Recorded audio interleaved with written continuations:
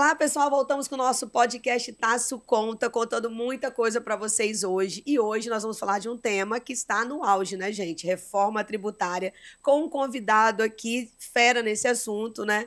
E é um convidado muito especial, né? Auditor fiscal, Pedro Gomes de Sá Júnior, né? O Pedro, ele é auditor fiscal da Receita Estadual aqui do nosso estado, do Espírito Santo, e atualmente subsecretário de Estado de Competitividade nas sedes, né? O Pedro, ele já está como auditor fiscal há 11 anos, né? Já tem uma longa história de auditor fiscal, né, aqui na Secretaria de Estado da Fazenda. Atuou em diversas frentes técnicas e institucionais, como fiscalização, julgamento de processo, orientações tributárias. É aquele que a gente pega no pé dele nas reuniões do GT Faz para ajudar a gente, mas sempre ajudando bastante. Também teve representação no Confaz e atualmente estava na função de gerente de atendimento e relacionamento da Receita Estadual, que agora, né, teve a honra aí, que tenho certeza que vai dar tudo certo, de assumir a subsecretaria de investimento. Pessoal, não deixem de curtir as nossas redes sociais, nosso Instagram, nosso TikTok, nosso YouTube com a versão completa desse podcast, né? O nosso TikTok com os cortes, né? O Insta também. E o Spotify, se você estiver no carro, indo para sua casa de praia, sua fazenda, relaxando, ouvindo o nosso podcast. Pedro, seja muito bem-vindo. Obrigada por aceitar o convite. Sei da agenda complicadíssima, né? De quem é auditor fiscal, de quem agora é subsecretário, que é a sua posição. E tenho certeza que a gente vai fazer um excelente podcast hoje, porque você, além da simplicidade da fala, né, é um grande conhecedor aí dos assuntos fiscais estaduais. Pedro, vamos começar falando um pouquinho, né, de onde você está agora, né? Vamos falar aí de como vão ficar esses incentivos fiscais, considerando a reforma tributária, nesse cenário novo para o ano de 2026. Olá, Carla. Olá a todos que nos acompanham. Em primeiro lugar, muito obrigado pelo convite. É uma alegria participar aqui com vocês e estar divulgando essas informações sobre a reforma tributária, que é o assunto da vez. Todo mundo falando em reforma tributária, se preparando, e o momento é agora mesmo. E parabéns pelo seu trabalho aqui à frente desse podcast, que é muito importante disseminar essas informações para a sociedade capixaba e também de todo o Brasil, que eu sei que a audiência é grande, né? Tem pessoas que acompanham em outros estados também. Então, parabéns pelo seu trabalho e pelo trabalho de toda a equipe.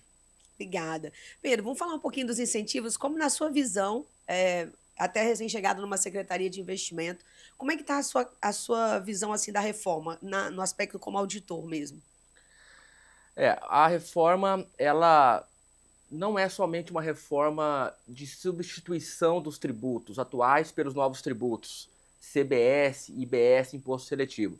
A gente costuma falar que é uma reforma realmente que vai colocar a tributação brasileira numa nova era, Carla, porque ela transforma por completo a forma como os profissionais da contabilidade lidam com o aspecto fiscal, o aspecto tributário, altera profundamente o trabalho dos fiscos, das administrações tributárias.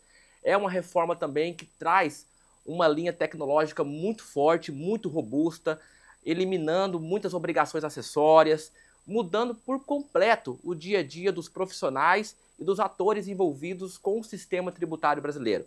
Então é realmente uma reforma que vai impactar a vida de todos e aqui, especificamente do nosso tema, os benefícios fiscais também, que serão alterados profundamente, especialmente ali os benefícios fiscais regionais, que é o que nós conhecemos hoje no âmbito do ICMS.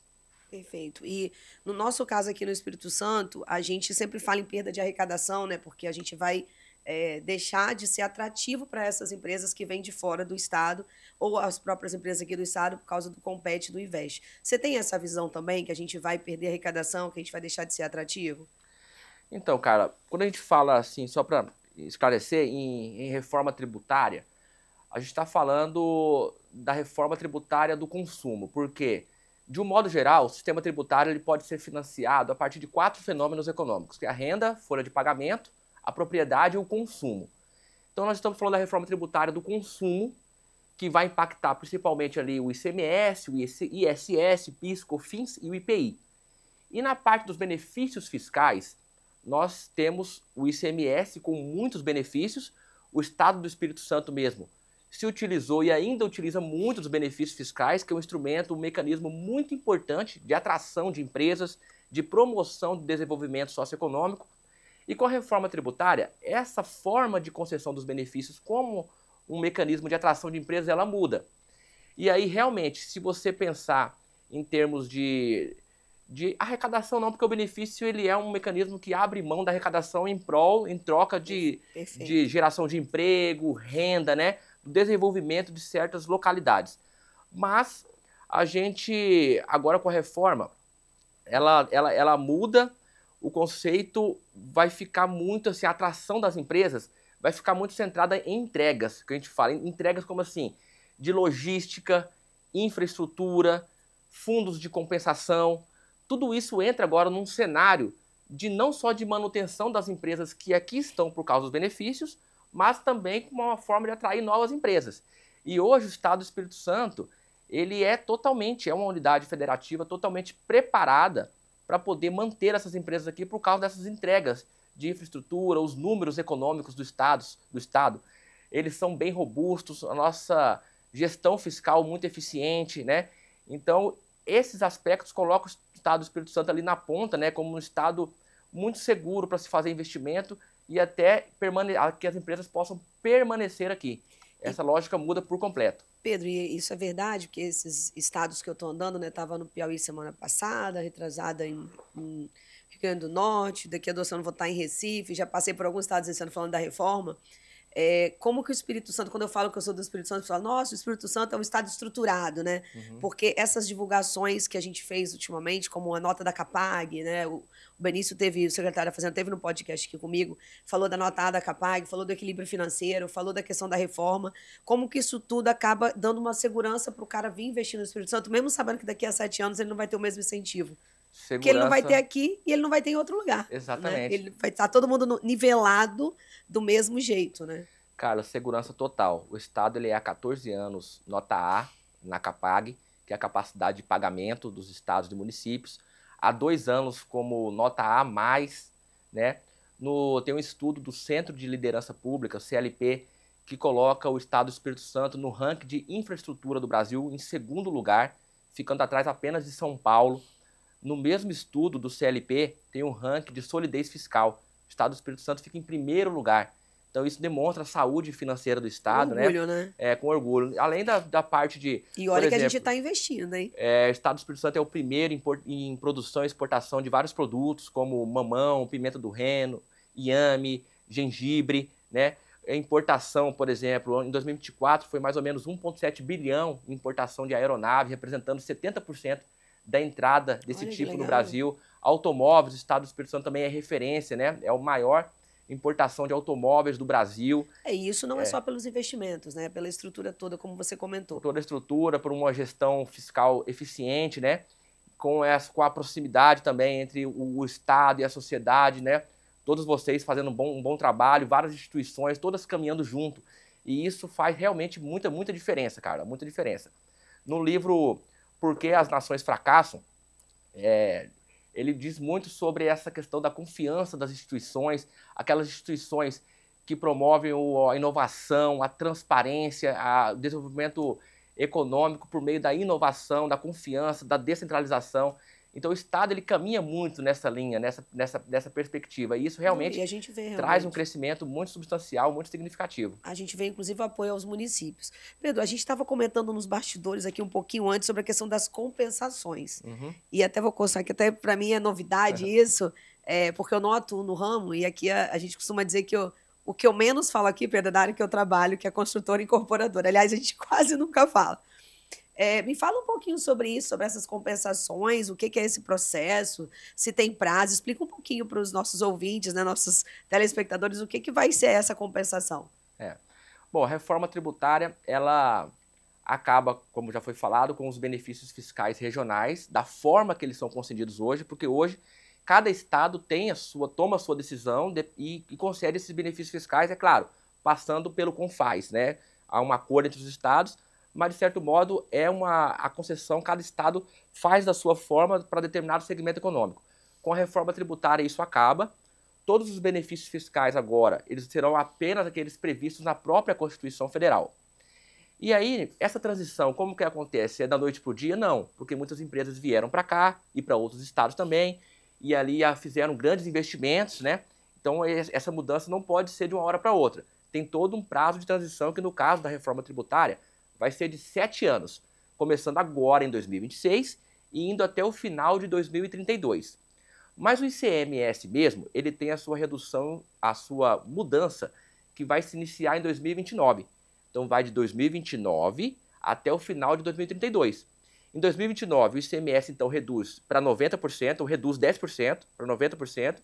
Em 2030, 80%, 31% vai para 70%, 2032, 60%, e a partir de 2033, aí realmente os novos tributos, 100%, os novos tributos já em vigor. E aí, quando começa essa redução gradual, paulatina, os benefícios fiscais também vão reduzindo. Para compensar isso, foram criados 2 fundos de compensação, muito importante. O primeiro é o Fundo Nacional de Desenvolvimento Regional. Ok. Os recursos desse fundo, eles virão da União. É a União que vai colocar os recursos nesse fundo, que terá, esse recurso vai ser distribuído para os estados. Ele tem um incremento... Esse aí é aquele da média? Esse é da média, ele vai ser distribuído de acordo com a população. Perfeito. E com os critérios de fundo de participação dos estados. Ele começa com recursos começa com recursos de 8 bilhões em 2029 por parte da União. Esses recursos eles vão aumentando e fica a partir de 60 bilhões a partir de 2043. Esse é o Fundo Nacional de Desenvolvimento Regional, que é um fundo perene. Então é um fundo os que estados vão receber esse recurso. Os estados vão receber para poder continuar investindo em infraestrutura, em obras, em projetos. Então, o recurso da União, que vai ser direcionado diretamente para o Tesouro, para o cofre dos estados e municípios. Esse é o primeiro fundo. O segundo fundo, esse também é muito importante, é o chamado Fundo de Compensação de Benefícios Fiscais. Esse fundo, diferentemente do primeiro, ele não é perene, ele é provisório. Ele vai ter um montante aportado também pela União de 160 bilhões de reais. E esses recursos eles vão ser injetados nas empresas que sofrerão com o fim dos benefícios fiscais.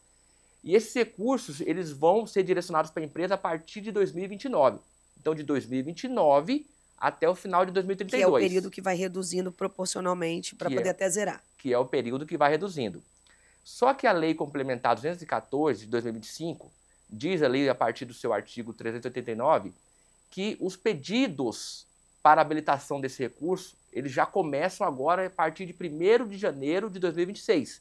Então, muita atenção, as empresas já precisam se preparar para poder elaborar os seus pedidos de habilitação aos recursos do Fundo de Compensação de Benefício Fiscal. Na verdade, ela tem que só pedir para se habilitar, ela não tem que levantar número nem nada, não. Carla, esse é o ponto. É porque as regulamentações não saíram todas ainda, né? Mas a Lei Complementar 214 já traz uma série de requisitos.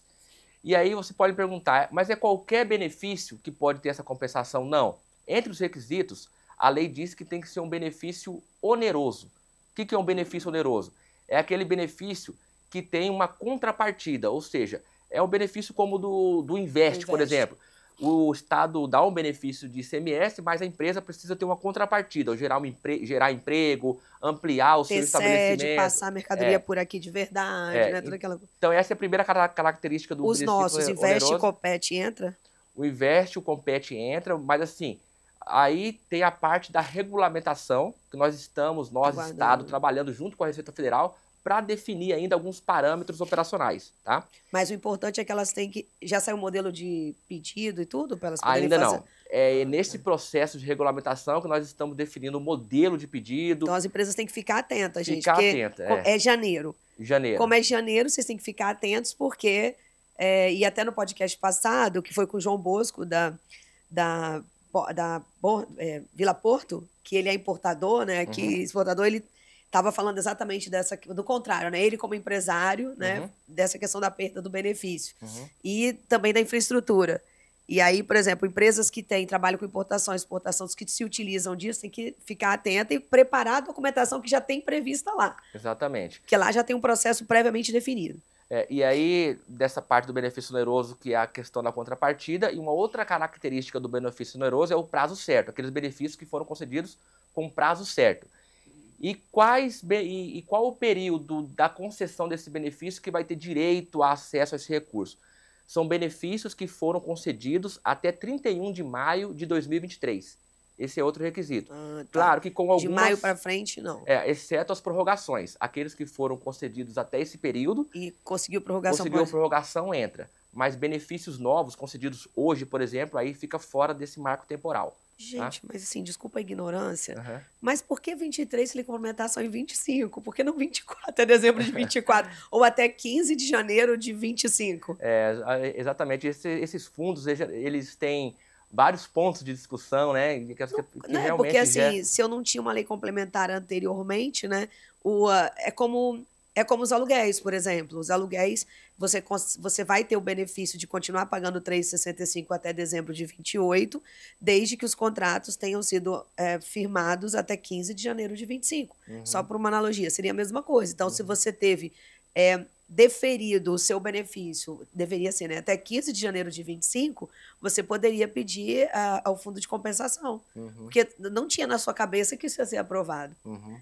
Eu diria que 23 e 24, no mínimo, deveria ser até dezembro de 24, né? Pois é, então ficou esse prazo de 31 de maio. Esse fundo de compensação é para a empresa receber um valor decorrente de todo o investimento que ela fez nesse período? Exatamente. Aí a empresa vai ter que fazer seus cálculos, fundamentar bem o processo, né? Cumprindo os requisitos. E documentais, né? De valores. Tudo. Muito importante, como o recurso é da União, esses pedidos serão direcionados à União, não é ao Estado. Então, diretamente lá na Receita Federal. Mas é claro que tem um dispositivo também na Lei 214, que é o artigo 389, parágrafo único, que diz que o Estado concedente do benefício precisa também atestar se aquela empresa está cumprindo com as suas contrapartidas. Então, tem também uma participação do ente federativo concedente, né?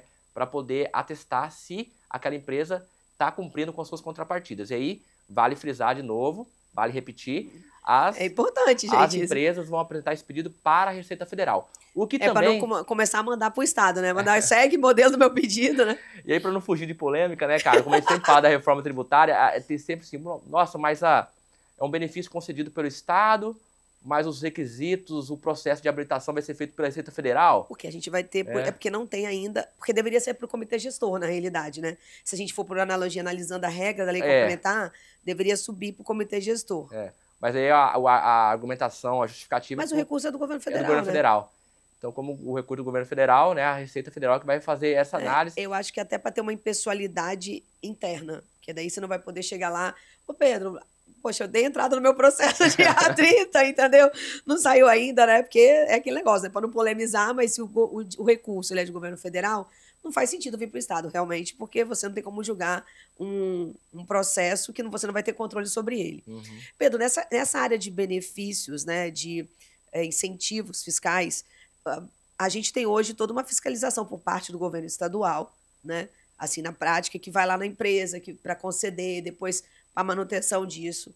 Nesse período de 6 anos, né, de 7 anos, como que você vê que vai ficar as estruturas estaduais nessa eliminação disso? Você acha que vai ter uma redução disso para efeito do Estado e vai realocar essas pessoas?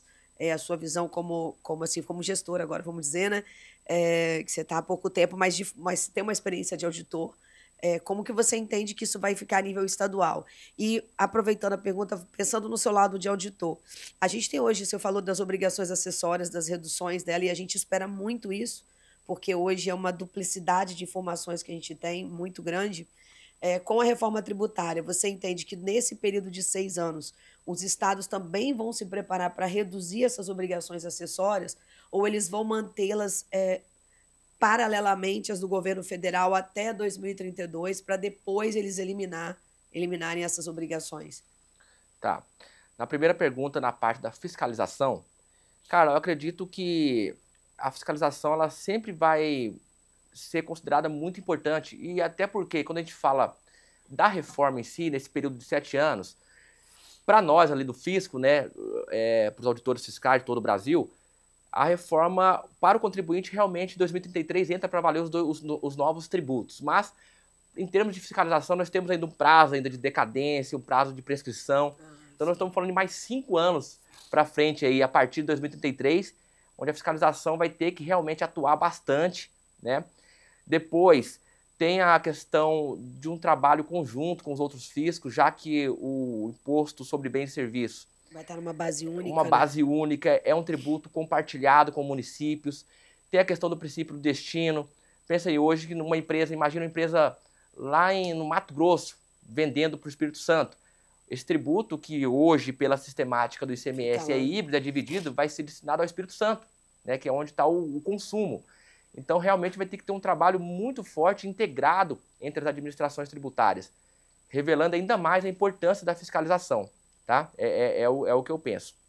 E a outra questão foi com a questão aí dessas obrigações acessórias. Obrigações acessórias. Que a gente vai ter um regime, eu não sei como vai funcionar ainda, Pedro, a gente se pergunta muito, como você falou de tecnologia, tecnologicamente falando, como que a gente vai controlar duas apurações simultâneas e por meio de que declaração, porque essa apuração assistida, que a gente sonha muito com ela, e eu acredito que ela vai acontecer, ela vai ser muito importante nesse processo. Né, da gente ter apuração assistida pelo governo para gerar a questão dos débitos e créditos. Mas como a gente vai ter um duplo movimento, ou seja, eu vou estar pagando IVA sempre, assim como a partir de 26, e vou estar pagando ICMS e ISS ao mesmo tempo até 2032. Então, em termos de obrigações acessórias hoje, a gente entrega mais ou menos, dependendo do tipo de atividade, 80 a 90 por ano para cada CNPJ, considerado estadual, municipal e federal.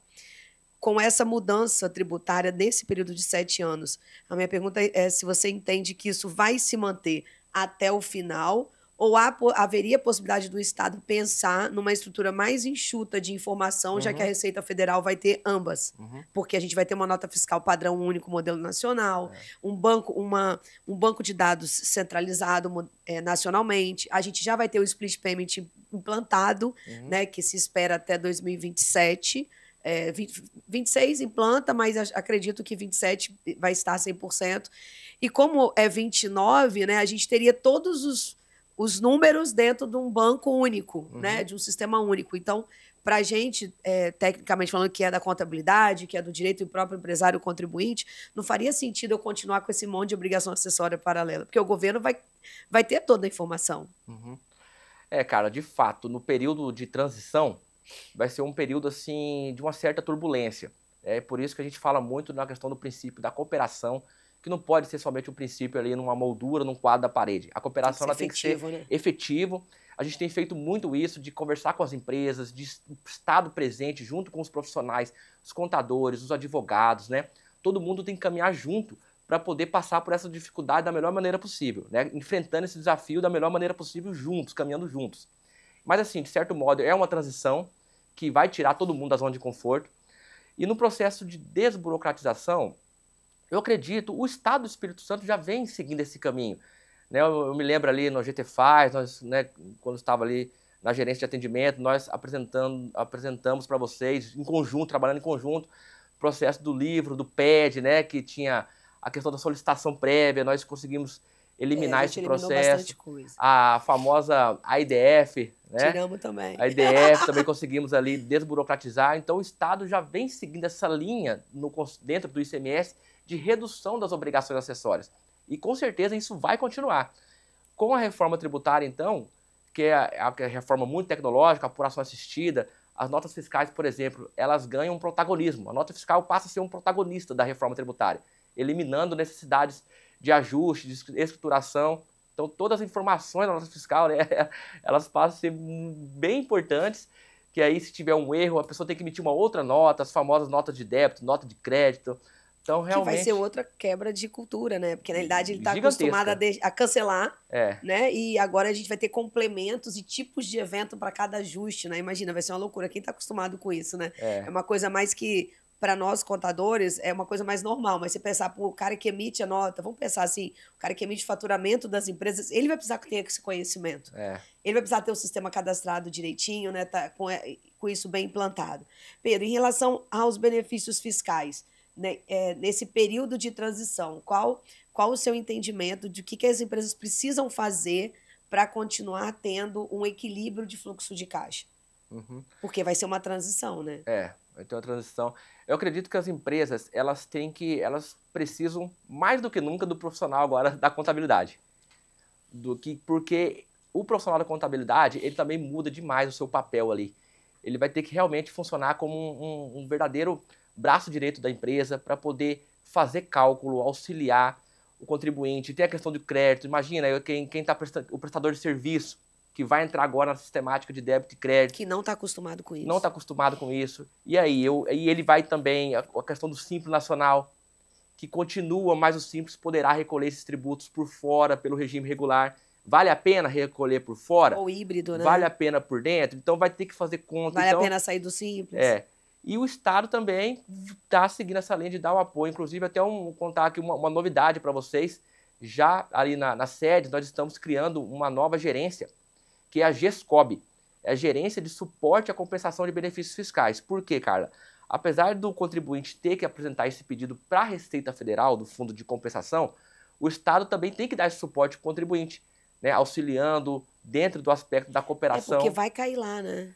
Vai cair na parte do ateste das contrapartidas. Mas nós estamos também ali criando esse novo espaço para auxiliar o contribuinte em como ele apresentar um requerimento mais robusto, mais completo, documentação. Então vocês vão criar tipo uma gerência para dar esse suporte? Para dar esse suporte e fazer essa ponte com... Isso agora ainda, em 25? Agora ainda. A gente já está criando isso legal. muito em breve. Então essa gerência vai dar esse... Como é que é o nome? GESCOB. GESCOB. Gerência de Suporte à Compensação dos Benefícios Fiscais. Tá? Então vai ser esse apoio aos contribuintes aqui do Estado, os contribuintes capixaba, fazendo essa ponte, né, entre Estado e também a Receita Federal, de modo a auxiliar os contribuintes na obtenção desses recursos tão valiosos durante essa transição. Ô Pedro, eu vou ser até assim um pouco pessimista. Talvez não seja pessimista, seja humilde em dizer, é humildade. Eu estou para te dizer que poucos profissionais de contabilidade devem estar cientes dessa compensação ser janeiro. Porque eu não estou ouvindo ninguém falar disso. Tá todo mundo tranquilo achando que é só 2032 que vai acabar. As pessoas estão muito preocupadas com a alíquota, né? Com a implantação dos cadastros, com a nota. E eu acho que está passando um pouco desapercebido. Foi muito bom você trazer esse assunto, porque se o prazo está na lei complementar, que é janeiro... Lei complementar. É até o final de janeiro? Não, ele começa em janeiro de 2026, mas ele vai até o final de 2028. Então nós temos aí uma Mas janela... quanto mais cedo ela der entrada... com certeza. Quanto mais cedo der entrada, se preparar, né, vai sair Porque na provavelmente deve ser alguma coisa... Não deve ser tão fácil de você fazer, né? Porque nós estamos falando de recurso financeiro para ser recebido pelo governo federal. Então não deve ser uma coisa tão simples de você obter também, né? Certamente haverá um rigor técnico ali na liberação desses recursos por parte da Receita. Eu não sei se você já sabe, porque não saiu as normativas ainda, mas esses pedidos de compensação, eles têm que tipo de informação? De quanto ela gastou? Qual é o tipo de informação que teria nesses processos? A lei complementar ela traz alguns requisitos, mas ainda de uma forma bem genérica. A Receita Federal ainda vai lançar alguma normativa detalhando um pouco mais, né? E realmente a gente brinca assim que na reforma tributária, né? Quem não tiver quem não tiver confuso está mal informado. Porque realmente, apesar da lei da emenda 132, da lei complementar 214, o PLP 108 agora, né? Que passou no Senado, volta para a Câmara, mas nós temos ainda muitos aspectos no âmbito da regulamentação. Que a 108 podia sair agora, né, esse mês, para facilitar a nossa vida, né, verdade, de vocês, cara. E a nossa, né? Mas assim, pelo menos as principais, as premissas e as principais regras já estão ali desenhadas, né? A reforma é uma realidade, não tem como a gente voltar atrás. Algumas pessoas, gente, ainda estão esperando ser prorrogada. O que você acha, Pedro? Eu acredito, assim... Tem acontecido na parte dos documentos fiscais. Nós tínhamos ali a obrigação no ambiente de homologação de testes, já para preencher os campos IBS e CBS, que começaria agora no dia 6 de outubro. Para as 500 empresas que estavam lá, né? No caso, no ambiente de homologação, isso seria para as empresas de uma maneira geral, no ambiente de homologação, isso foi prorrogado. E aí, mas assim, não tem muita chance de prorrogar alguns aspectos, porque essas regras elas estão previstas na lei complementar. Para janeiro, por exemplo. Já é um prazo... Teria que alterar a lei. Teria que alterar a lei. Entendi. Então, até porque a nota fiscal difícil. já está lá liberada para o pessoal testar o XML no Cefaz do Rio Grande do Sul, né? O ambiente de teste estava sendo lá, né? Estava sendo lá. Pelo menos aqui por parte dos contribuintes do Espírito Santo, né? A gente utiliza como base. Autorizador o Estado do Rio Grande do Sul. Tá, e aí a gente vai usar... Bem, os modelos padrões já estão lá, os códigos de NCM novos já saíram, toda a codificação, os tipos de evento de serviço também já saíram. Já estão saindo até modificações, porque eu acho que as empresas não estão... Essas 500 empresas que estão testando, eu acho que elas estão incorrendo em situações que eu acho que é por isso que já estão saindo algumas modificações dos códigos, que de repente eles não estão fazendo a vinculação correta na apuração lá do débito e crédito. São 500 empresas em teste, né, num sistema que está sendo validado por empresas do Brasil inteiro. Essas empresas elas estão testando muito a questão do sistema da apuração assistida da Receita Federal, mas é muito importante que todas as empresas já comecem a utilizar testar os seus ambientes de emissão de documento fiscal, porque para não deixar em cima da hora para 2026, porque a tendência é que realmente ocorra ali uma rejeição dos documentos fiscais, né? Então é muito importante que as empresas realizem seus testes já agora, nos campos IBS, CBS, já acompanhando ali as notas técnicas que estão sendo lançadas. Há um portal chamado Conformidade Fácil, que ali também reúne várias informações importantes e pertinentes para as empresas.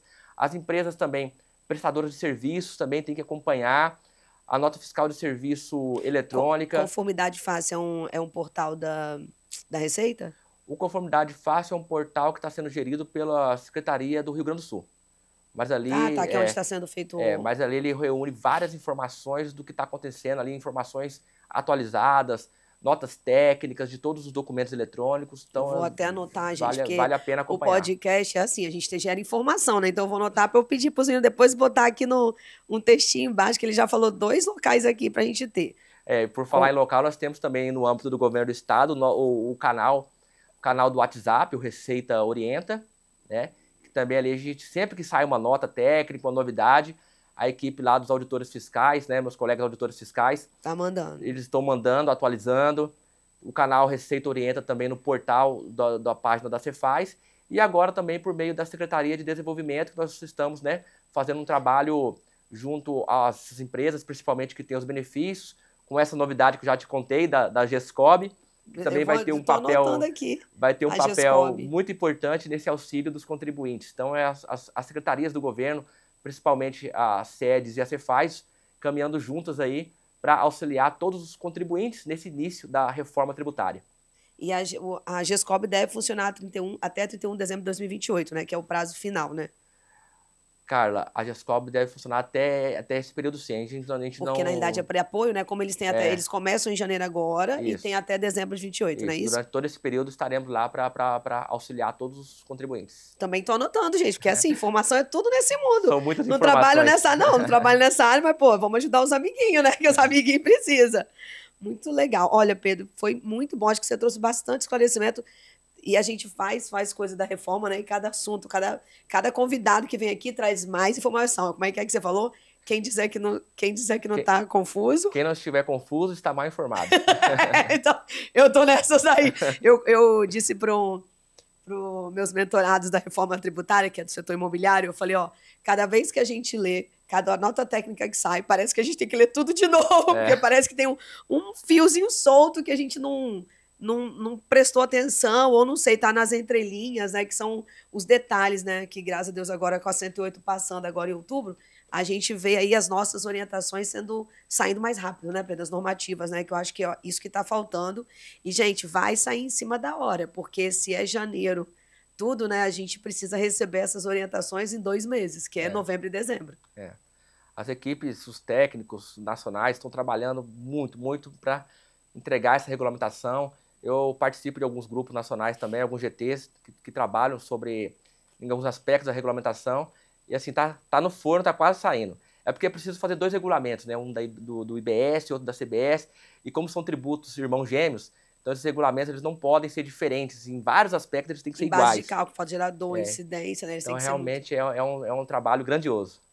Pedro, muito obrigada, né? Obrigada pela sua disposição de vir, sair da subsecretaria, né? Disponibilizar esse tempo aqui com a gente.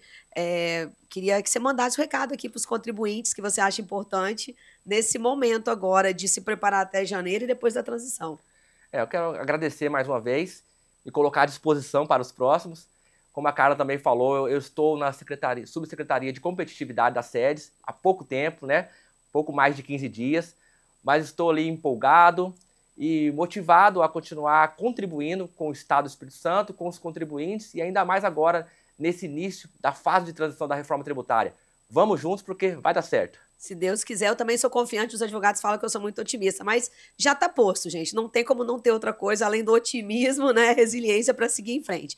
Queria aproveitar, a gente está no mês de outubro, o podcast vai saindo em outubro, né? Tô aqui com a camisa do Outubro Rosa, aproveitar para as mulheres, né, se conscientizarem, fazerem um processo, os empresários, de conscientização nas suas empresas. A Tasso já fez esse dever de casa essa semana, né? Porque conscientização salvam vidas, né? Então a gente volta na próxima semana com mais podcast Tasso Conta. Não deixem de curtir nossas redes sociais, o Instagram, Facebook, YouTube, né? Nosso TikTok e, claro, Spotify. Até a próxima semana, gente.